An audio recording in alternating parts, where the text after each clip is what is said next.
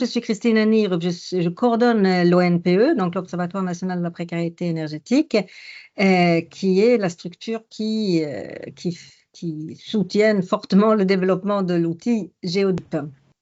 Nous allons faire différentes petites choses cet après-midi. Là, on parlera d'où vient Géodip, ensuite comment ça marche, parce que je pense que c'est beaucoup pour ça que vous êtes là, comment on y accède et qu'est-ce qui est derrière en cuisine, entre guillemets, les hypothèses, puisque Géodip, il tourne avec un modèle.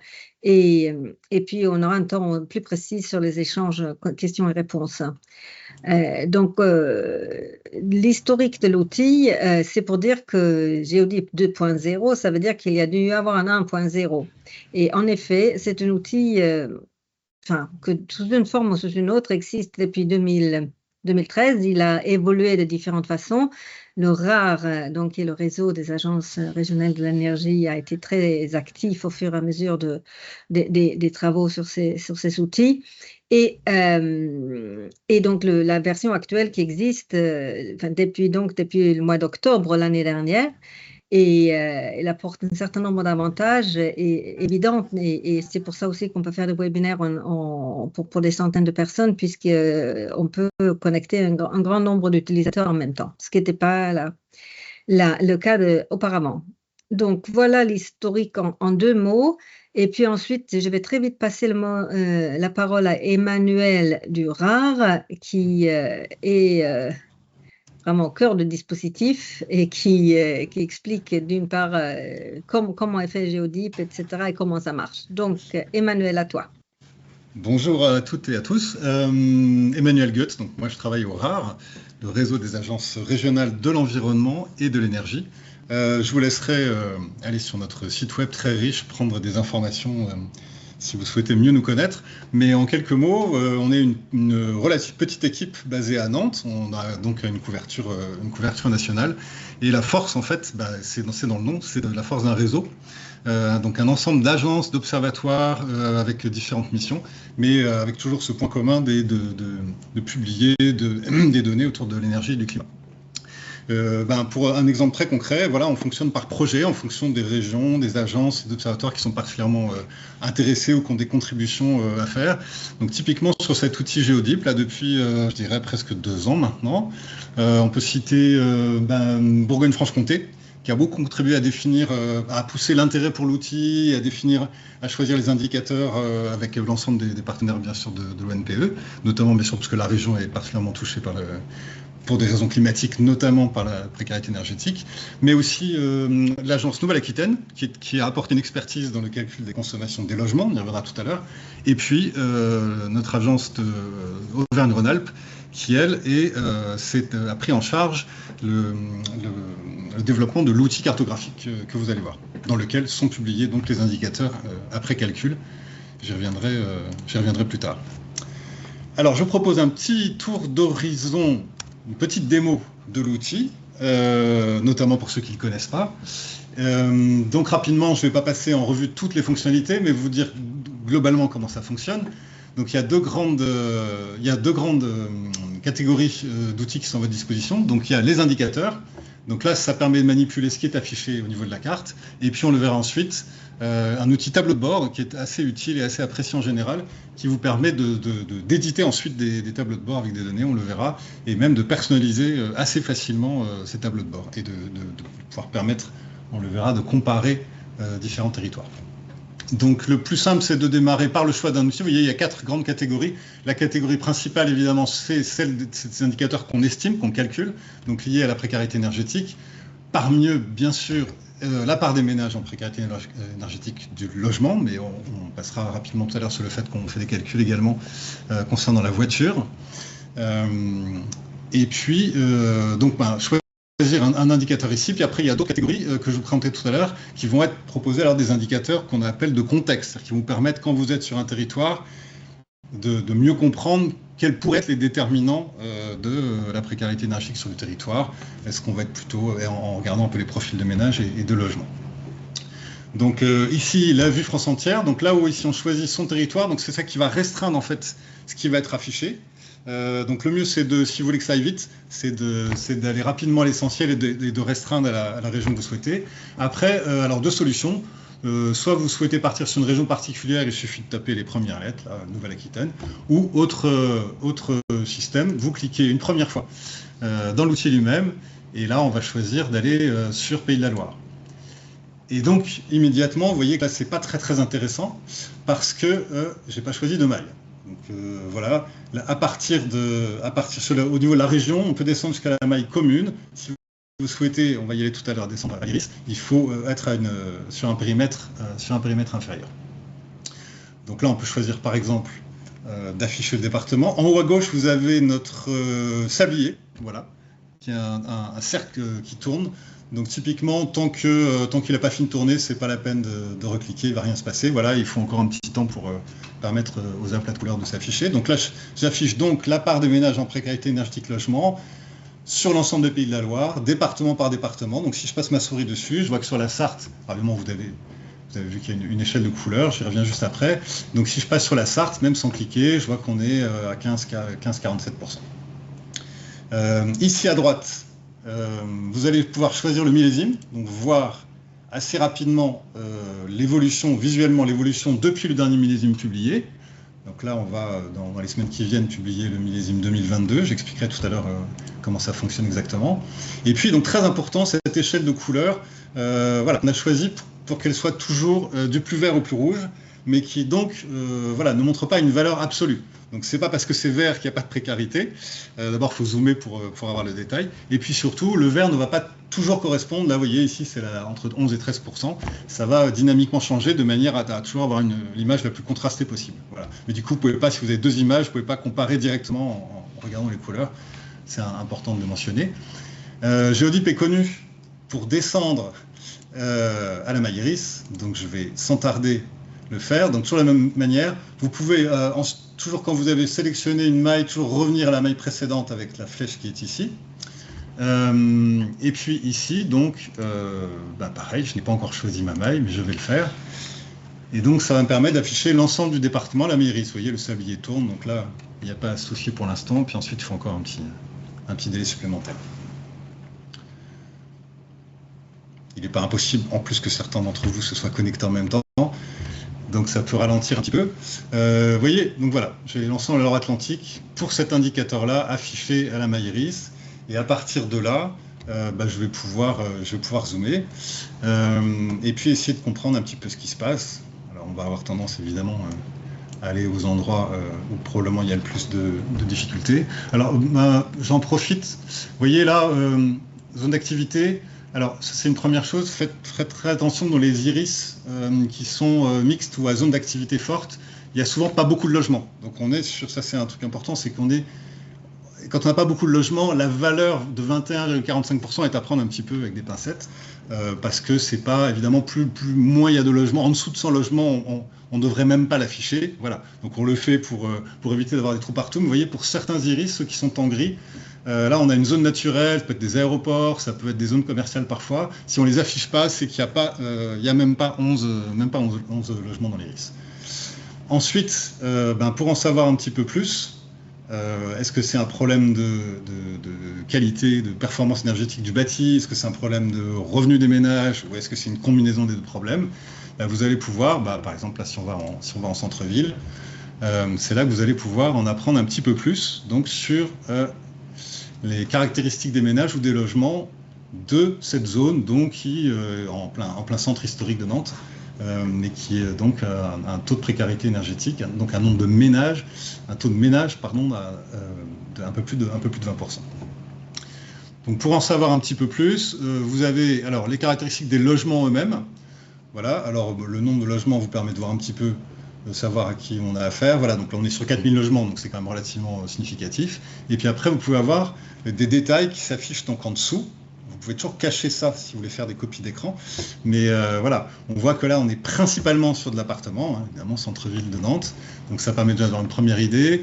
Ensuite, on peut avoir évidemment une idée des modes de chauffage. Voilà, donc là, on est plutôt sur un mix entre l'électrique et du gaz de ville. Et puis également d'avoir des statistiques par âge de logement. Alors, ça ne vous garantit pas que de qu'est-ce qui entraîne la précarité énergétique, mais ça donne quand même une bonne idée, on va dire, du contexte et surtout du type de ménage, de logement à qui vous allez avoir affaire. Et en particulier, bien sûr, quand il faut passer à l'action, il est assez important d'avoir une idée du statut d'occupation. Voilà. Donc ça, c'est ce qui va vous dire si vous avez affaire plutôt à des propriétaires, plutôt à des locataires du parc HLM, ou bien des locataires du parc privé. On a un dernier petit volet, donc ça c'était pour la précarité énergétique logement. On a l'équivalent pour la précarité énergétique mobilité quotidienne voiture. Alors je le dis tout de suite, on estime que la facture de carburant, voilà, mais ça donne une petite idée. Alors là on peut dézoomer un petit peu pour avoir une vision un petit peu plus large, remonter au niveau du département. Vous voyez que là, quand on est en périphérie, mais visiblement un sujet sur la facture de carburant, ce qui est assez logique. Et puis c'est comme ça que vous allez pouvoir progressivement analyser et revenir en arrière. Et puis ensuite, une fois que vous commencez à avoir cerné un petit peu votre territoire, vous pouvez donc sortir ce deuxième outil qui est le tableau de bord. Donc il y a un tableau de bord absolument standard qui est, on va dire, livré avec l'outil. Il suffit de cliquer dessus et tout de suite, il va se mettre sur le territoire où vous étiez mis. Et c'est très très simple, je le fais là en direct pour vous, de mettre en perspective. Alors il y a un peu deux types de comparaisons qu'on va vouloir faire. Soit c'est comparer avec un autre territoire de même type, donc ici je suis sous Loire-Atlantique, donc peut-être que comparer avec la Sarthe par exemple, ou bien on peut faire également des comparaisons sur des mailles différentes. Voilà. Donc on va pouvoir à ce moment-là remettre en perspective. Ici je suis sur la Loire-Atlantique, donc je vais vouloir comparer un petit peu avec l'ensemble de la région Pays de la Loire. Il suffit de cliquer ici. Vous pouvez là aussi de la même manière choisir la maille. On peut se mettre à la commune, vous l'ajoutez. Vous avez droit jusqu'à 3. Comparer avec trois territoires. Et pourquoi pas, puisque pour aller au bout de la logique, remettre en perspective avec la France entière. Choisir par exemple la maille région. Voilà. Ça va vous permettre d'avoir, sur chaque ligne, vous avez un indicateur, et à chaque fois, dans chaque colonne, vous avez les 3 niveaux finalement de territoire imbriqué. Donc, pareil, pour mettre en perspective ici la répartition maison-appartement, le nombre de propriétaires locataires.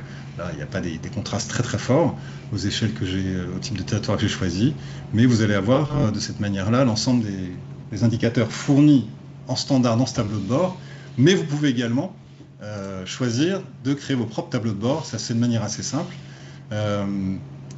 en partant d'un tableau de bord actuel et en le copiant, c'est le plus simple.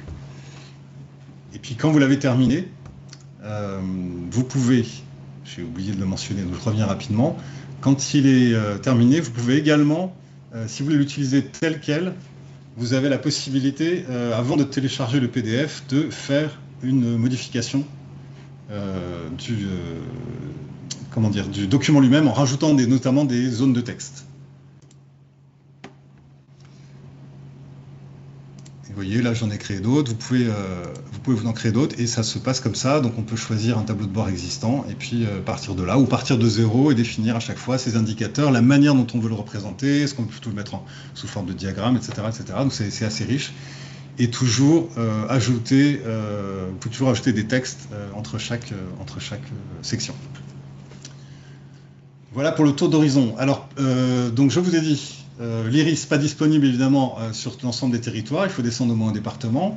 Il y a également une autre chose que je voulais vous mentionner, qui est le fait que certains indicateurs ne sont pas forcément disponibles à toutes les mailles. Vous voyez, là, par exemple, je n'ai pas le nombre de ménages éligibles aux aides ANA pour cette maille-là.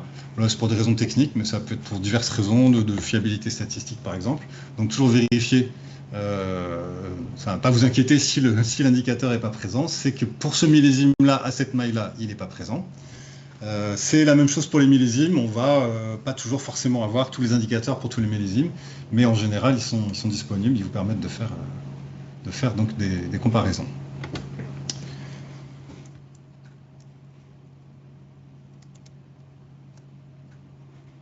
Alors, qu'est-ce qui se cache derrière? Juste avant, on va parler de vous. Donc, vous le savez, je pense, et sinon vous le saurez bientôt, il faut passer par un formulaire d'inscription pour s'inscrire à Géodip.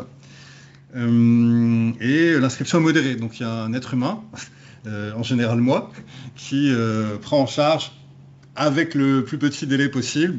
Mes excuses, parfois, je traîne un peu, notamment quand il y a beaucoup de demandes comme en ce moment. Voilà, mais enfin, dans les jours ouvrés qui suivent, on essaie de répondre aux demandes d'inscription. En général, elles sont positives. Voilà, tous les acteurs ne sont pas éligibles.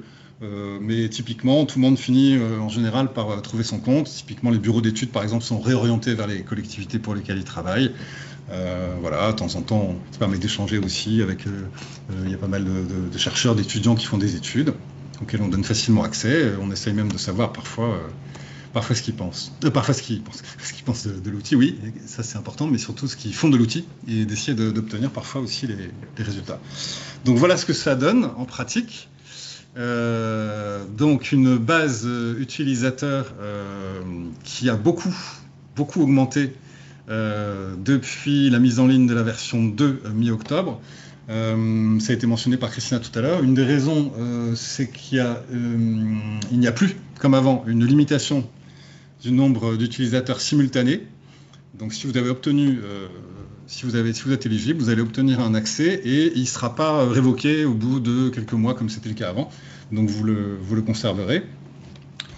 Et il n'y a évidemment aucun problème à créer plusieurs comptes par structure. On demande par contre que les emails qui soient fournis soient plutôt des emails institutionnels plutôt que des emails perso. Donc vous voyez là, pour vous donner une petite idée, alors je ne sais pas le camembert, c'est juste une espèce d'estimation de la répartition globale en pourcents. Et à droite ici, c'est pour les régions, et là c'est en nombre, mais le nombre est déjà obsolète depuis longtemps, puisque vous voyez là, au 22 février, on avait 860 utilisateurs actifs, et au 21 mai, et ça a encore augmenté, on est quasiment à 1500 aujourd'hui, il y avait 1060 utilisateurs actifs. Donc la réponse à la question du quiz, ce sont les collectivités qui sont les plus représentées, périurbain, rural notamment. Et puis derrière, alors les énergéticiens, pardon. Donc là, c'est beaucoup les interlocuteurs privilégiés d'Enedis, donc qui finalement travaillent avec les collectivités, mais viennent à leur rendez-vous aux collectivités avec déjà des statistiques, des outils, la carte et parfois leur permettre de découvrir l'outil. Et puis, service de l'État, donc pas mal de DDT. On a pas mal d'agences d'urbanisme et de développement qui sont inscrites également. Et puis aussi, j'en ai encore eu ce matin, des demandes de CAF et de bailleurs. Voilà. Et puis après, bon, bah, ça va s'échelonner, on va être sur des répartitions plus petites. Et puis, bien sûr, les associations de lutte contre la précarité énergétique, qui ne sont pas forcément très, très importantes en nombre d'utilisateurs, mais qui sont bien sûr directement intéressés par l'outil. Solia, Secours catholique, tous les gens qui gèrent les dispositifs SLIM, etc., le rappellent. Pour n'en citer que quelques-uns. Alors, quelques mots maintenant sur comment tout ça est calculé. En introduction, je dirais qu'en fait, il s'agit d'estimation. On s'appuie sur un modèle. La première chose peut-être, c'est de rappeler l'indicateur principal. Donc là, on a parlé tout à l'heure de nombre et de taux de ménages en situation de précarité énergétique, en particulier logement. Donc pour déterminer si un logement ou un ménage est ou n'est pas dans cette situation, on commence par calculer son taux d'effort énergétique, c'est-à-dire le montant de ses dépenses énergétiques ramené à ses revenus au niveau du ménage. Donc pour ça, on s'appuie, notre fichier SOC, c'est le fichier du recensement de l'INSEE, qui va nous fournir pour chaque ménage dans son logement de France métropolitaine, je précise, on couvre que la métropole, des informations sur les caractéristiques du logement, notamment année, surface et type moyen de chauffage principal, et puis les compositions du ménage.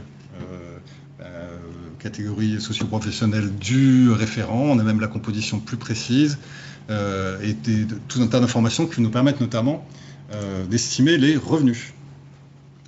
Donc pour estimer les revenus du ménage, donc qui sont le dénominateur du taux d'effort énergétique, on va ensuite faire un travail là c'est un travail de modélisation en fait, qui va permettre de créer un modèle qui est capable de prédire en fait les revenus du ménage en partant des informations de l'enquête nationale logement dans sa version la plus récente. Celle de 2020 vient juste il y a quelques jours de publier les revenus, mais la précédente datait de 2013.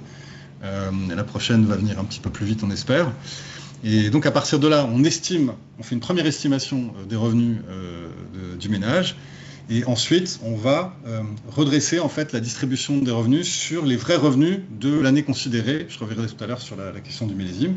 Donc là, vous voyez, ce sont des données de l'enquête nationale logement de 2013, mais on fait vieillir finalement les revenus pour que ça corresponde à des vrais revenus déclarés de 2021.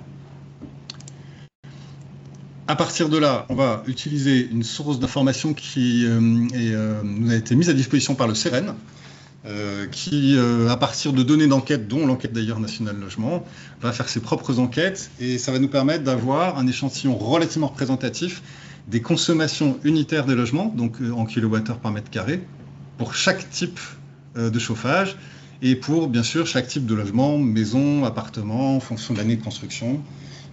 Donc ça va permettre d'avoir, par profil, finalement, de logement, des consommations unitaires au mètre carré par an. Et donc on va avoir, pour le gaz, l'électricité, pour chaque logement, on va pouvoir attribuer une consommation énergétique pour chacun des vecteurs, donc électricité, fuel, gaz, etc.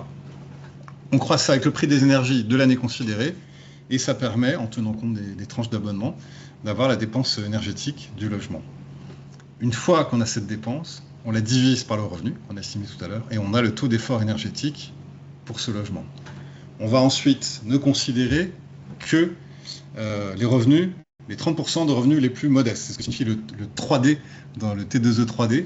C'est qu'on va à ce moment-là simplement zoomer, ne considérer que les ménages les plus modestes, parce qu'on va comparer finalement leur facture énergétique, le taux, donc le taux d'effort énergétique, ce que représente la facture énergétique dans leurs revenus, à un seuil qui est de 8%. Voilà. On considère qu'être au-delà de ce seuil est un problème quand on a des revenus modestes, et ne l'est plus à partir du moment où on a des revenus plus importants. Donc c'est là qu'est la définition de la précarité énergétique logement dans Géodip. C'est donc, c'est la réponse à la question, est-ce que la facture énergétique divisée par les revenus du ménage dépasse 8%, et est-ce que ces revenus donc, sont dans les 3 premiers déciles de revenus. Et là, je précise, dans les modifications qui arrivent, j'en parlerai peut-être tout à l'heure, on va pouvoir maintenant proposer une autre version de l'indicateur qui est en fait plus standard, qui n'est pas celle qui était utilisée dans la première version de Géodip. Donc on est resté dans un premier temps sur les choix de modélisation qui avaient été faits dans la version précédente, et on va pouvoir là maintenant basculer sur non pas le critère du 3e décile de revenu du ménage, mais du 3e décile de niveau de vie. Voilà, donc le niveau de vie, en gros, c'est les revenus du ménage divisés par le nombre de personnes avec un système de pondération. Voilà comment ça fonctionne. Et puis, j'irai beaucoup plus vite pour dire qu'on fait à peu près la même chose pour essayer d'estimer donc la facture de carburant des ménages ayant déclaré posséder au moins une voiture, bien sûr. Et voilà, donc on fait à peu près la même chose en s'appuyant sur un modèle, là pareil sur les données de l'INSEE, et notamment sur les déplacements professionnels qu'on peut estimer de manière assez précise. Et puis on complète ensuite avec d'autres sources de données, l'enquête mobilité des personnes 2019 notamment, pour essayer d'estimer tous les autres déplacements, ceux qui ne sont pas liés aux allers-retours domicile-travail, notamment pour les personnes qui ne travaillent plus, qui ne travaillent pas encore, de manière à avoir une facture de carburant globale pour le ménage. Et le calcul est exactement le même, sauf que cette fois le seuil est de 4,5%. Si on dépasse ce seuil, à ce moment-là, on a précarité énergétique. Tout ça est agrégé ensuite pour avoir un sens statistique et l'afficher dans la carte. Donc c'est une agrégation géographique, donc on va regrouper ensemble tous les ménages de même iris, de la même commune, et on propose bien sûr d'autres mailles d'agrégation, donc de les intercommunalités, départements, régions, jusqu'à métropole. Et donc tout ça est ensuite envoyé dans l'outil que je vous ai montré juste avant, qui est Géodip. Donc vous voyez, c'est essentiellement les indicateurs de précarité énergétique et les indicateurs de contexte, donc composition du ménage, caractéristiques de logement que vous avez vu tout à l'heure, qui sont exportés dans Géodip pour affichage. Alors, en termes de millésime, comment ça fonctionne? Donc là, on présente le millésime dit 2021 La référence dans Géodip, c'est l'année des revenus, donc déclarés, pris dans le fichier Fideli, donc des revenus fiscaux déclarés. Et donc également, c'est sur cette année qu'on va essayer d'estimer les dépenses avec les prix des énergies de cette année-là. Voilà. Par contre, comme toutes les sources de données ne sont pas mises à jour tous les ans, ben, il faut qu'on reconstitue en fait cette année fictive, enfin cette année cible, on va dire, voilà, en utilisant les dernières données du recensement disponibles. Donc là, on a toujours une année de retard, mais le recensement couvre jusqu'à 2022, pour ceux de 2020. Et on fonctionne comme ça, on reconstitue, typiquement en faisant vieillir les données, de manière à avoir une image, à essayer de reconstituer une image pour le millésime 2021. Je ne l'ai pas dit, mais je le précise, on fonctionne à climat normal, c'est-à-dire que la part de variation météorologique est enlevée, de manière à, quand on compare d'un millésime à l'autre, essayer de montrer principalement les grands déterminants que sont la performance énergétique des logements, les comportements et les revenus des ménages. On considère que si on ajoute en plus l'aspect climatique, ça rajouterait une source de variation et que ça ne faciliterait pas les analyses. C'est un choix, bien sûr. Mais en tout cas, c'est comme ça que fonctionne Géodip. Voilà donc pour le millésime. Alors 2022, je ne sais pas si vous avez suivi, mais je ne vous ai pas montré une chose que je vais vous montrer rapidement, mais très importante. Dans l'outil, vous avez à tout moment une aide disponible qui va vous donner accès à des tutoriels qui vont vous permettre de prendre l'outil et de vous raconter un petit peu tranquillement, ce que je vous ai rapidement montré tout à l'heure, et également un guide méthodologique qui va vous expliquer de manière beaucoup plus détaillée et précise tous les choix qui ont été faits, les sources de données, etc. etc. Ça, c'est une première chose.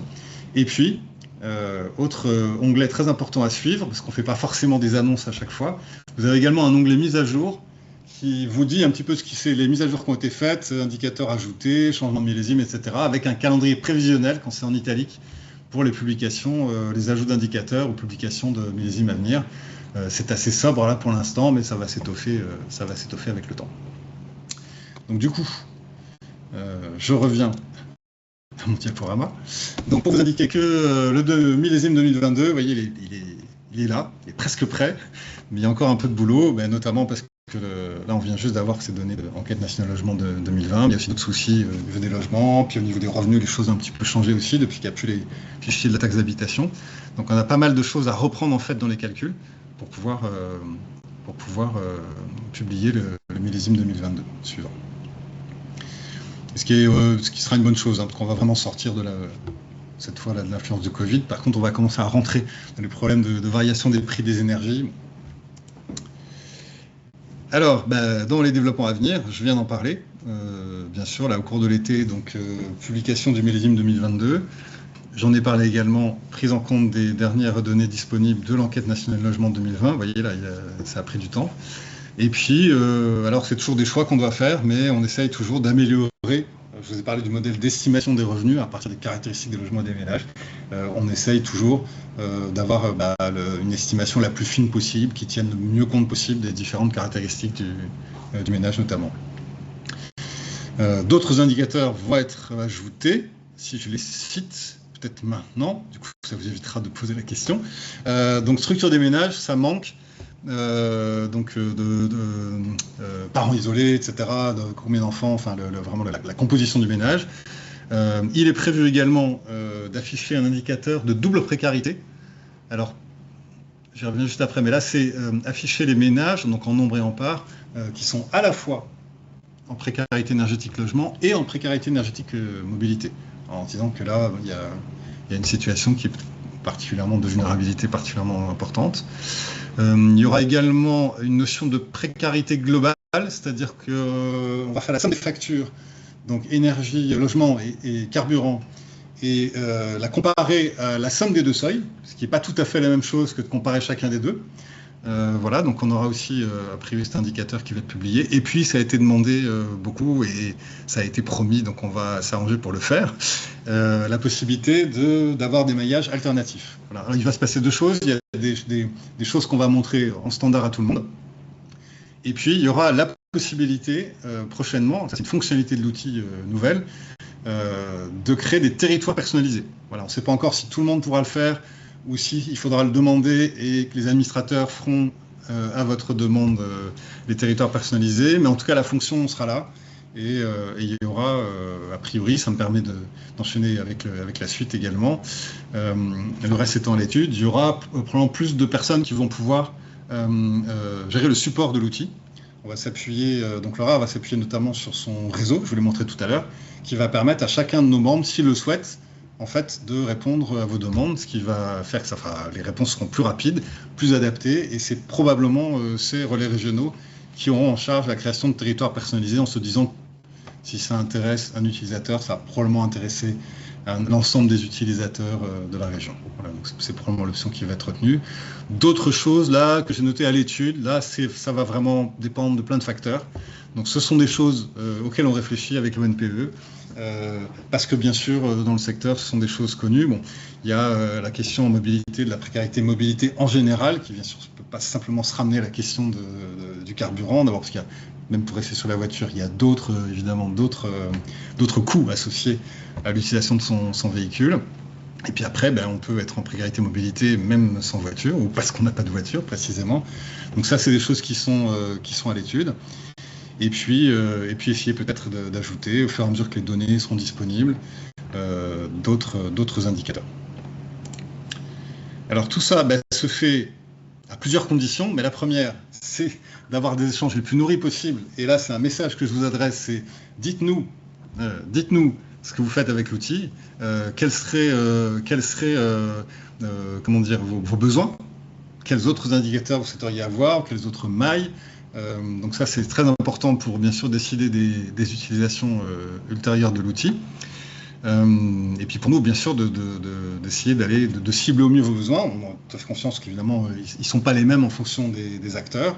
Donc on peut même commencer à réfléchir, éventuellement avoir un système qui permette à chacun de ne voir que les indicateurs qui l'intéressent. Mais voilà, tout ça ne se fera que si ça a du sens et si c'est pertinent. Les relais régionaux, j'en ai parlé. Donc ça, c'est quelque chose qui, normalement, devrait se faire assez rapidement. Et puis, on essaye, bien sûr, de développer les partenariats. Alors, Laura et l'ONPE, vous l'avez vu maintenant, sont en copilotage de cet outil. Donc là, c'est quasiment une famille. C'est plus un partenariat. Et puis, bien sûr, il y a également d'autres services de l'ADEME qui sont mis à contribution pour réfléchir éventuellement à d'autres indicateurs.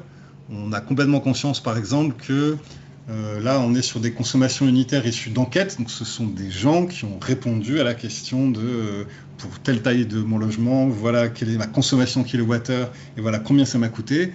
Donc, c'est très intéressant parce que c'est la vraie vie. C'est vraiment ce qu'ils ont consommé, c'est vraiment ce que ça leur a coûté. Par contre, dedans, il y a un mélange de performance énergétique du bâtiment, de comportement, voilà. Donc, ça permet pas, tout est mélangé. Donc ça permet pas, avec la vision de Geodip, de savoir facilement d'où vient le problème. Et puis sachant qu'il y a bien sûr pour le T2E 3D la question des revenus qui vient se mettre par-dessus ça. Donc ça, ce sont des discussions qui sont en cours, vous voyez, le CSTB, l'ANA, etc.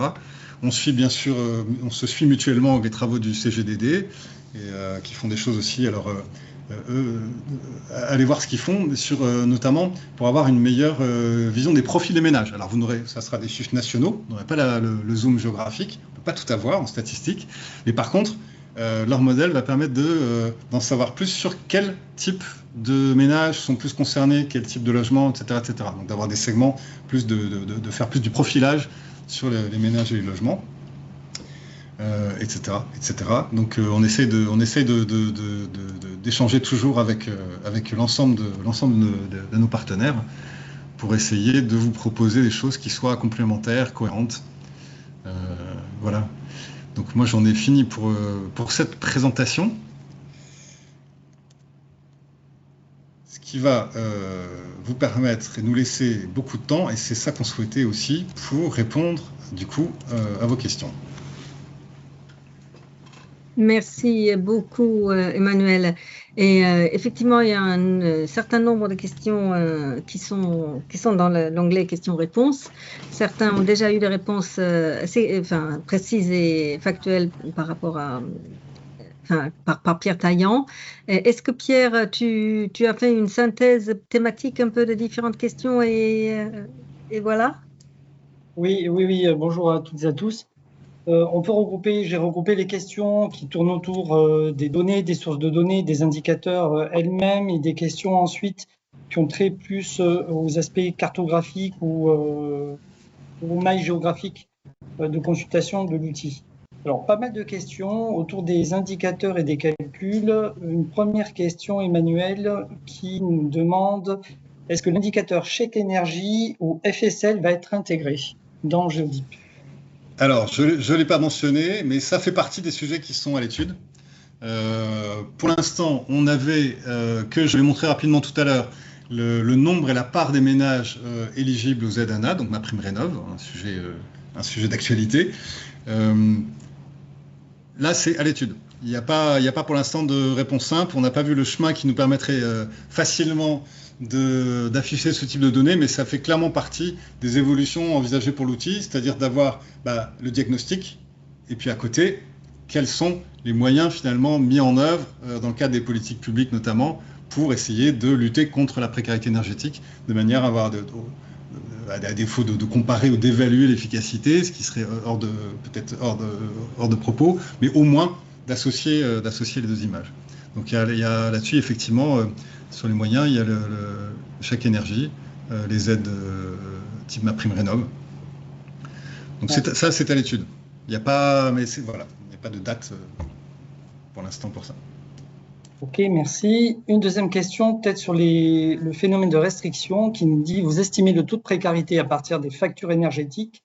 Êtes-vous en mesure de quantifier les cas où les ménages ne se chauffent pas assez pour des raisons économiques, auquel cas ils sont potentiellement en dessous de 8% et donc considérés comme dans une situation, non considérés, dans une situation de précarité énergétique?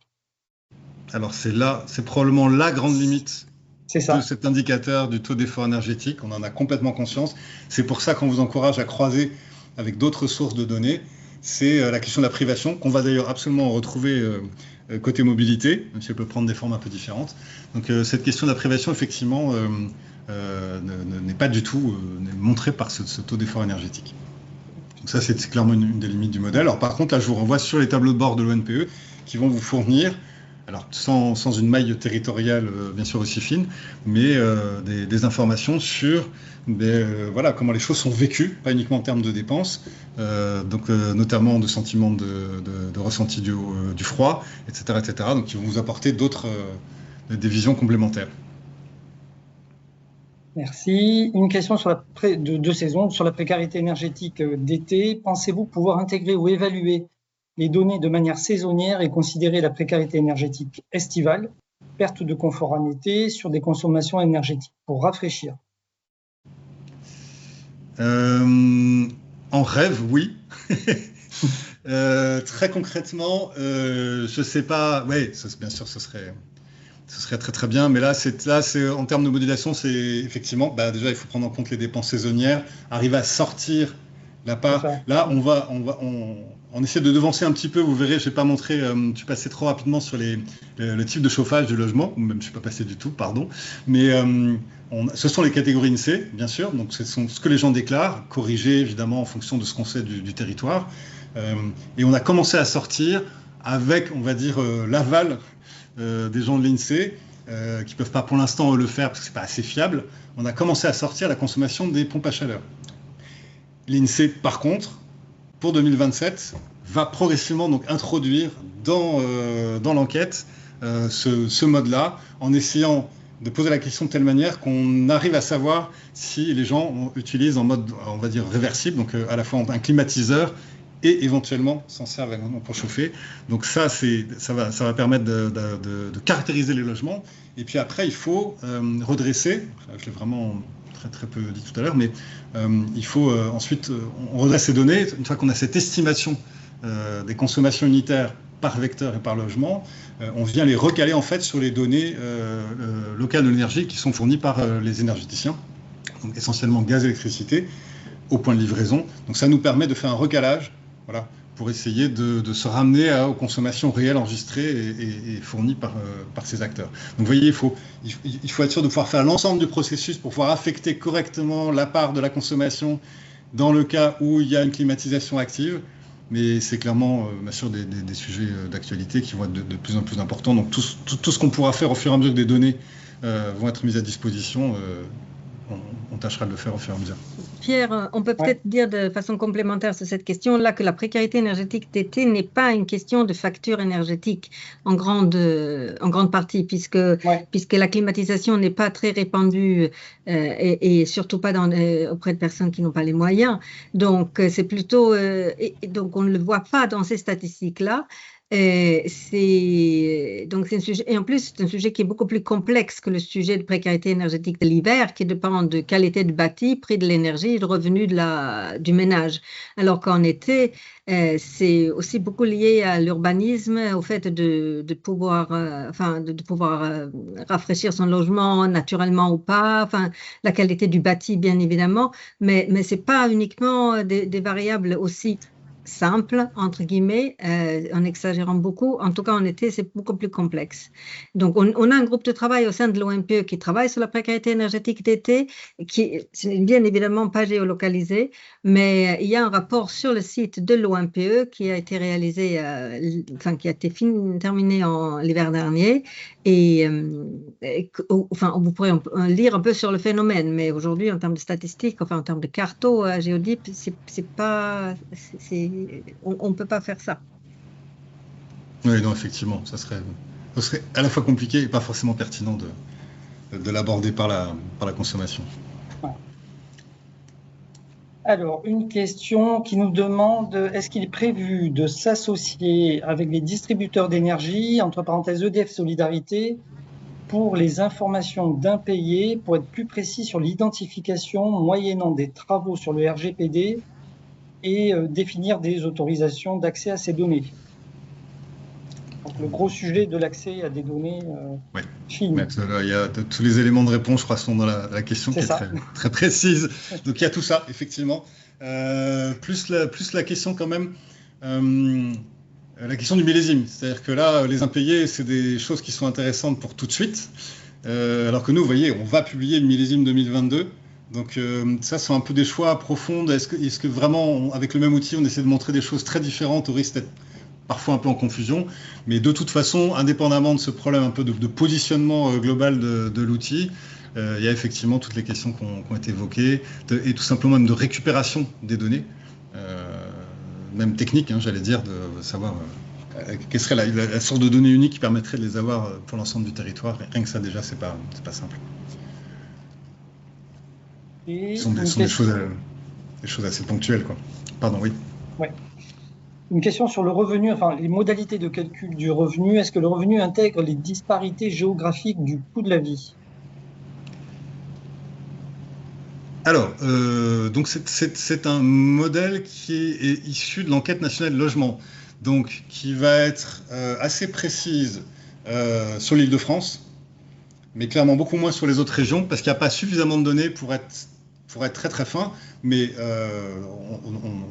on essaie de, ça tient compte implicitement, on le fait pas de manière explicite, mais c'est dans le calcul du modèle, donc qui essaie de prédire finalement sur la base des données de l'enquête nationale de logement les revenus en fonction des caractéristiques du logement.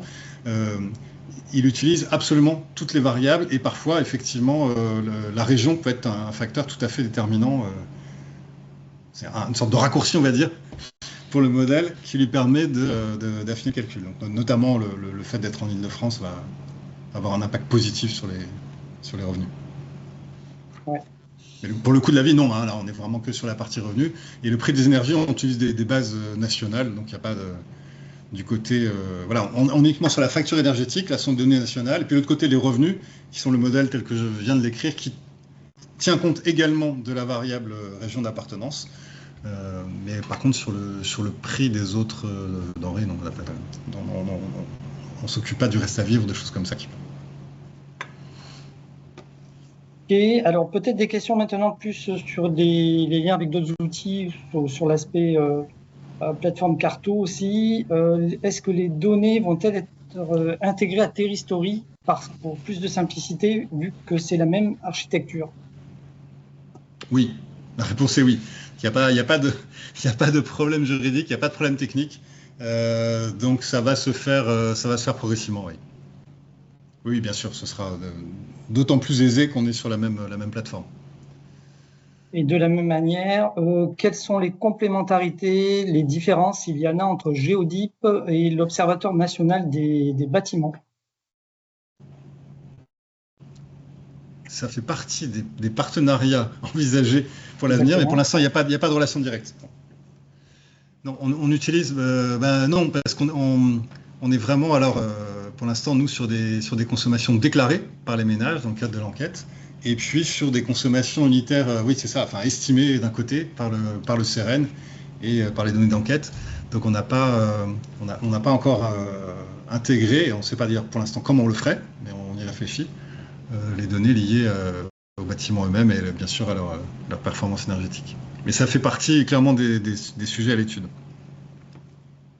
Et enfin, une question sur le fait d'établir un lien avec les données de la plateforme GoRénov 2, notamment en ce qui concerne les caractéristiques qualité des bâtiments et les informations relatives au DPE. C'est la suite logique, ouais. Effectivement. Ouais. Donc il y a vraiment des données qui commencent à être vraiment très très intéressantes maintenant.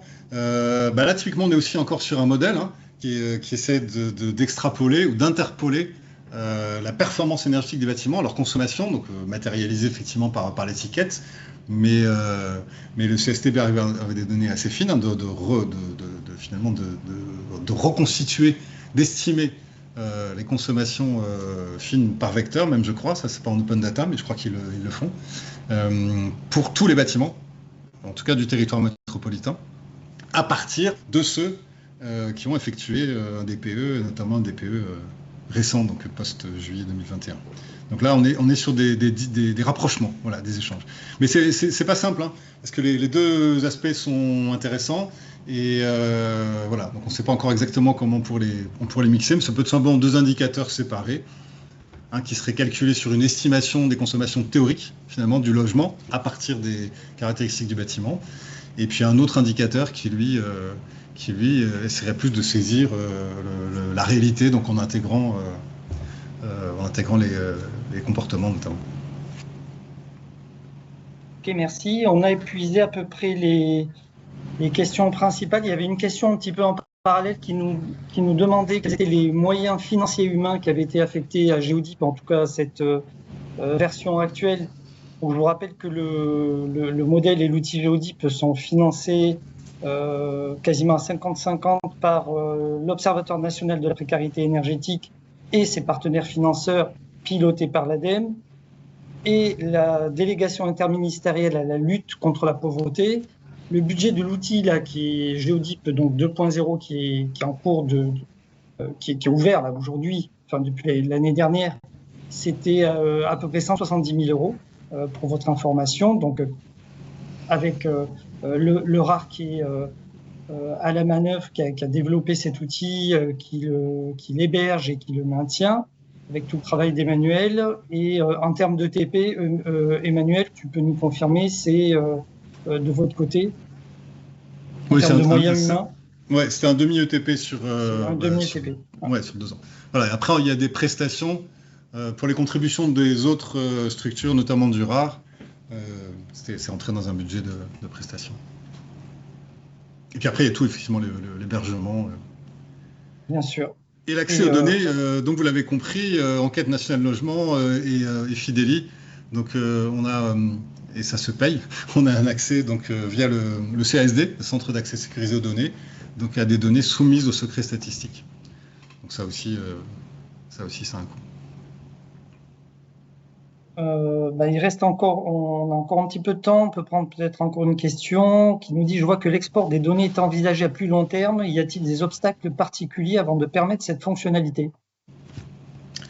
Alors, ce qui était mentionné rapidement tout à l'heure, et là pardon, c'est moi qui ne l'ai pas montré tout à l'heure pendant ma démo, vous avez toujours la possibilité, quand vous êtes sur un indicateur, de demander son export. C'est la petite flèche qui est ici.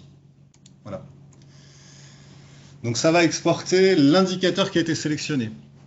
Voilà. Par contre, vous pouvez, et donc pour le territoire sélectionné, la maille sélectionnée, après on peut faire, nous, pour l'instant, à la demande, pour ceux qui souhaitent avoir des exports plus massifs et complets, on peut le faire, nous, à la demande, en back-office. Ce qui était mentionné tout à l'heure, c'est la possibilité de fonctionner par API. Voilà. Donc ça, c'est pareil, c'est pas encore dans le planning, mais ça permettrait en fait à d'autres outils, plateformes, Geoclip, etc., d'aller directement chercher les données pour les réafficher dans une autre plateforme, en évitant de passer par un export puis un import. Mais pour l'instant, les deux possibilités sont là, vous choisissez votre indicateur et le territoire, et donc vous avez tous ces formats disponibles. Vous pouvez avoir d'un coup tous les millésimes, puis donc en simple tableau Excel, mais aussi éventuellement en données géographiques, donc pouvoir les afficher directement sous forme de carte, ou bien faire une demande spécifique au RAR, donc pour avoir un export sur mesure, on va dire. Et je reprends le fil des questions qui arrivent. Peut-on croiser les données note DPE et revenus sur Geodip? Donc pas pour l'instant. Pas dans Geodip en tout cas. Pas dans Geodip, non. On nous signale un petit souci à l'impression, on ne voit pas les cases cochées, donc les couleurs auxquelles correspondent les camemberts. Alors, il y a deux choses. D'abord, dans les tableaux de bord, vous avez, pour les problèmes de couleurs et les petites choses comme ça, il ne faut pas hésiter, quand vous imprimez le tableau de bord, et dans les options d'impression de votre imprimante, de cocher une option, alors je ne l'ai plus en tête, par contre, normalement, c'est dans la doc. Et donc ça, vous le trouverez, mais effectivement, selon les configurations, il y a cette option à cocher. Si vous m'écrivez, je vous retrouverai éventuellement l'élément s'il n'est pas dans la doc. Mais ça, c'est une première chose. Et si, malgré le cochage de cette option ou parce qu'elle n'est pas disponible dans votre configuration, vous éprouvez une difficulté, ça me permet de vous montrer ce troisième endroit dans l'outil, qui est en général trouvé, et qui est le formulaire de contact. Donc là, vous nous écrivez. Et alors là, ça peut être sur les données elles-mêmes, sur des compléments sur la méthode, une fois que vous avez pris connaissance de la méthodologie, et tout, bien sûr, tout signalement d'un incident ou d'un comportement que vous considérez comme anormal. Voilà. Que ce soit sur l'outil lui-même et ce type de problème de rendu, ou bien sur les données ou des besoins, n'hésitez pas à nous écrire, et y compris même pour nous dire ce que vous faites avec les données. On a en fait assez peu de... N'hésitez pas, pour l'instant on n'est pas du tout submergé de demandes. Il y a un petit peu au début quand on publie les nouvelles données, etc., pour essayer que les gens retrouvent leur marque. Mais là en ce moment il y en a assez peu, donc n'hésitez pas à nous écrire. Voilà. Pour signaler ce genre de petits soucis. Ça peut dépendre des configurations, puis il y a clairement des choses... il y a déjà, je crois, une vingtaine de demandes d'amélioration qui sont dans l'outil. Ouais. On les qualifie, et puis après elles sont priorisées. Et puis plus vous êtes nombreux à la demander, en fait, plus ça va passer en priorité haute, et plus il y a de chances que vous découvriez que le problème a été résolu ou que la fonctionnalité a été ajoutée. Si c'est quelque chose d'important, normalement, on l'indiquera dans l'onglet mise à jour. Ça permet aussi de couvrir les mises à jour fonctionnelles de l'outil ou les corrections de bugs. On a également à la connexion aussi. Quand vous arrivez, là je suis arrivé directement sur l'outil, vous avez un pop-up qui s'affiche. N'hésitez pas à le lire, parce qu'en fait le contenu peut changer. Donc notamment s'il y a un souci, ou s'il y a une interruption de service, ou si temporairement c'est arrivé au début, les données n'étaient pas les bonnes, à ce moment-là on avertit, on dit que le problème est en cours de règlement, et ça vous évite de nous écrire. Donc ça nous permet de vous donner des informations un peu d'actualité, on va dire. Et ça apparaît au moment où vous vous connectez. Merci. Peut-être juste un commentaire sur une des dernières questions qui concernait l'éligibilité de l'accès à l'outil. Donc il y a un accès à l'outil qui est assez large, hein, notamment pour une entreprise privée qui agit pour le compte d'une association nationale, en l'occurrence, sur la question qui nous est posée. La règle générale d'accès à l'outil est le fait de ne pas faire une utilisation commerciale des données qui sont contenues dans Geodip. C'est un peu la règle principale qui vous est demandé de respecter lorsque vous accédez à l'outil. Et par ailleurs, on aime bien que ce soit l'utilisateur final de la donnée qui crée le compte et qui se connecte, puisque ça nous permet de savoir justement qui est cet utilisateur final, mais on peut accéder à l'outil aussi, voilà, lorsqu'un opérateur agit pour le compte d'une association, d'une collectivité. Tout à fait. Ça nous permet d'avoir une meilleure connaissance, ne serait-ce des territoires qui sont demandés. Et puis voilà, plus généralement, on va dire, je pense que je considère que ça encourage voilà, les collectivités notamment à prendre en main leurs données, même si bien sûr elles vont voilà, déléguer le travail à un prestataire extérieur. Donc ça se passe en général assez bien. Rien n'empêche la collectivité, enfin le prestataire de se tourner vers sa collectivité qui se crée un compte et donne ses identifiants le temps de la mission au prestataire. Voilà. Donc ça permet de faire que tout le monde s'y retrouve finalement et de s'assurer que les données ne sont pas l'objet d'exploitation commerciale en dehors de ces missions. Très bien, merci. On peut arrêter là pour les questions et je laisse peut-être Christina conclure, notamment avec le retour sur le questionnaire.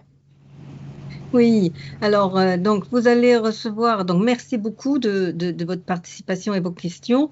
J'espère qu'on a répondu à la plupart d'entre elles, en tout cas. Vous allez recevoir un questionnaire de satisfaction de ce webinaire qui va être envoyé mardi prochain. Et nous allons également, plus tard, pour ceux qui sont déjà utilisateurs de Géodip, envoyer une petite enquête d'utilisation, justement pour voir à quoi vous sert Géodip, quelles sont les décisions qui peuvent être prises à partir de Géodip, comment vous croisez éventuellement avec d'autres outils pour ceux qui ont un usage assez élaboré. Et donc ça, c'est un questionnaire qui va arriver courant l'été. Parce que comme vous vous êtes rendu compte, donc on travaille, l'OMPE ERAR travaille avec des moyens qui sont très limités pour faire cet outil, qui est déjà le RAR qui a fait un travail remarquable. Pierre Taillant aussi, mais puisque vous êtes là, je profite pour vous remercier, vraiment pour mettre en place cette nouvelle version de Géodip. Et le financement de ce type d'outil qui a un rôle d'utilité publique, entre guillemets, est compliqué. Et donc, on essaie de mettre le plus de moyens possible là-dessus, mais il y a clairement une limite quant à la capacité de faire plein de développement, puisqu'on n'est pas gréé pour ça tout à fait. Mais donc, première enquête mardi prochain par rapport à ce webinaire. N'hésitez pas à nous faire des remarques. Et si vous voulez faire des approfondissements, on pourra aussi en faire à l'automne. Et puis ensuite, une enquête pour les utilisateurs un peu habitués. Et j'ai vu dans la conversation qu'il y en avait. Vous aurez une petite enquête courant l'été. Donc, merci à tout le monde d'avoir été là. Et puis pour Aurore et à Pierre pour l'animation. À bientôt. Hein. Merci Christina. Merci. Bonne fin de journée.